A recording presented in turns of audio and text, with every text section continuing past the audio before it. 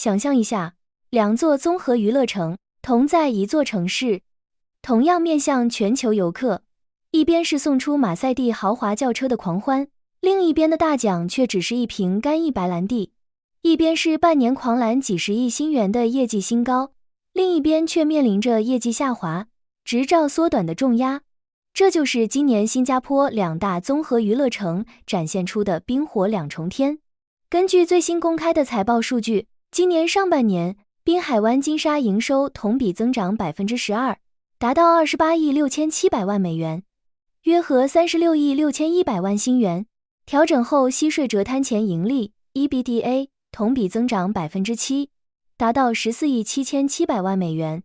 然而，另一边的云顶新加坡同期营收却同比下降 1%， 至12亿0356万新元，不到金沙的1/3。其调整后 EBITDA 也下降了 8%， 至3亿8980万新元。为什么在新加坡入境游客量全面回暖的大背景下，两家娱乐城的业绩分化会如此巨大？更令人耐人寻味的是，面对业绩落差与监管机构的警告，云顶没有选择收缩，反而豪砸68亿新元推行名胜世界 2.0 大升级。而遥遥领先的金沙更是早已宣布了约80亿美元的超级扩建计划，两场几十亿美元级别的大手笔同时砸向新加坡，这背后到底是什么逻辑？今天我们就来拆解这场高端消费争夺战。要理解两家的差距，我们首先需要明白，滨海湾金沙与圣淘沙名胜世界从诞生之初就处于截然不同的地理空间与商业定位上。滨海湾金沙位于新加坡核心滨海区域，紧挨 CBD， 周围是金融中心、会展中心、高端购物区和酒店群，它本身就是新加坡城市天际线最醒目的地标。而圣淘沙名胜世界在圣淘沙岛上，拥有环球影城、海洋生态馆、酒店和赌场，更偏向家庭度假和休闲旅游。换句话说，这不是两个赌场在竞争，而是两套完全不同的旅游消费模式在较量。那为什么金沙越来越占上风？核心在于它抓住了高端客户这个真正的金矿。赌场真正赚钱的，从来不是普通游客随手玩两把，而是那些高净值、高消费的贵宾赌客。他们贡献的不仅仅是博彩收入，酒店、餐饮、购物、演唱会、商务活动，每一项都是收入来源。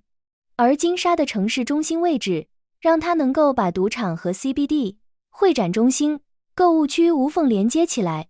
对国际商务人士来说，开会、住宿、吃饭、购物、娱乐，可以全部集中在一个地方完成。这种效率是圣淘沙无法提供的。更关键的是，今天的国际游客已经不满足于去赌场这么简单，他们需要住得好、吃得好、买得到、玩得多、看得爽。赌场只是一个入口，真正赚钱的是入口后面那一整条消费链。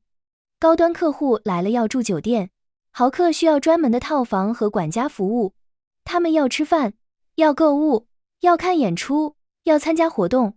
一个高价值游客的经济贡献远远超过几十个普通过境游客。名胜世界在争取这些高端客户方面明显处于下风。星展研究的数据显示，名胜世界赌场2023年曾拥有较大的贵宾赌客市场份额，但今年第一季度一度跌至约 20%， 直到近期才回升到 36%。 一个细节很能说明问题。今年初，名胜世界为豪客举办的农历新年幸运抽奖中，最大奖是一瓶马爹利干邑白兰地，而对岸的金沙大奖得主开走了一辆全新的马赛蒂 CLA 200轿车。奖品差距背后是吸引力的差距。有熟悉两家赌场的人士透露，部分名胜世界的贵宾会员曾向管理层反馈，现有设施在更新、客户意见反馈以及现金与筹码兑换流程等方面仍有改善空间。相比之下，滨海湾金沙为贵宾赌客提供管家服务、套房、音乐剧门票及餐饮消费额等多项礼遇。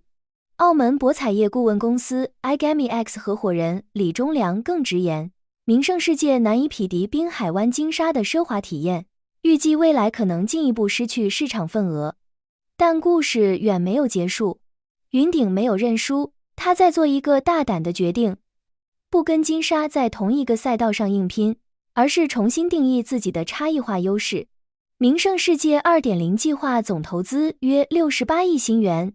包括新建豪华酒店、扩建海洋生态馆，以及在环球影城增设超级任天堂世界，预计2030年完成。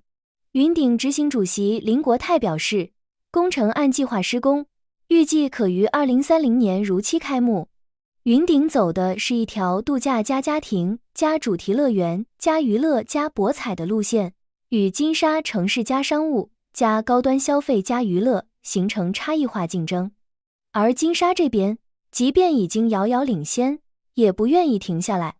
80亿美元的扩建计划包括新建一座55层酒店和现场娱乐竞技场，工程已经启动，约5000名工人全天候施工，预计2030年竣工，2031年开业。拉斯维加斯金沙主席杜蒙特表示，预期整体回报可超越公司内部标准。为什么领先者还要继续砸钱？因为高端旅游市场有一个残酷的规律，领先不是护城河，持续领先才是。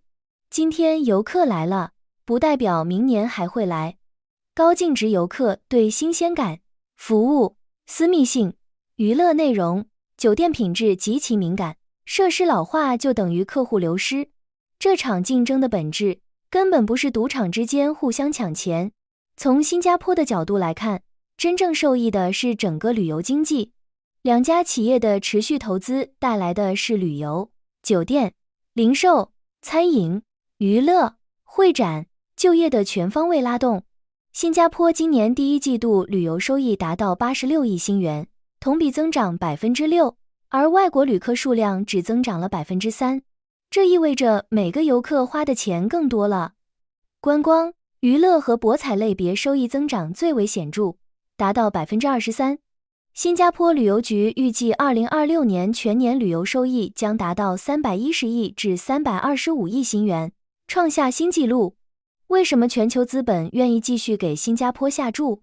为什么不是其他东南亚国家？新加坡有几个难以复制的优势。国际航空枢纽让全球游客容易进来，城市基础设施成熟，机场、地铁、酒店、会展设施高度集中，国际金融中心天然拥有大量商务和高净值客户，治安和监管环境稳定，高端游客更看重确定性，国际品牌集聚，奢侈品、酒店、餐饮、娱乐可以形成完整生态。新加坡真正卖给国际资本的，不是一个赌场，而是一个可以把全球高端消费者集中起来的城市平台。新加坡的旅游战略也印证了这一点，它没有选择和其他东南亚目的地比拼，谁的游客更多，而是走了一条游客不必最多，但每个游客创造的价值更高的路线。从人头经济升级到消费经济，从景点旅游走向综合消费，从赌场经济走向高端旅游经济。赌场最懂得一个道理，什么时候下注，什么时候加码。而当两家巨头愿意继续砸下超过100亿美元扩建的时候，市场已经给出了一个答案。全球资本依然相信，新加坡这座600万人口的城市能够持续吸引全球最有消费能力的人。在这场金沙 vs 云顶的对决中，你认为云顶凭借名胜世界 2.0 和主题乐园优势，未来能否逆袭金沙？在追求游客数量与游客价值之间，你更看好哪种经济模式？欢迎在评论区聊聊你的看法。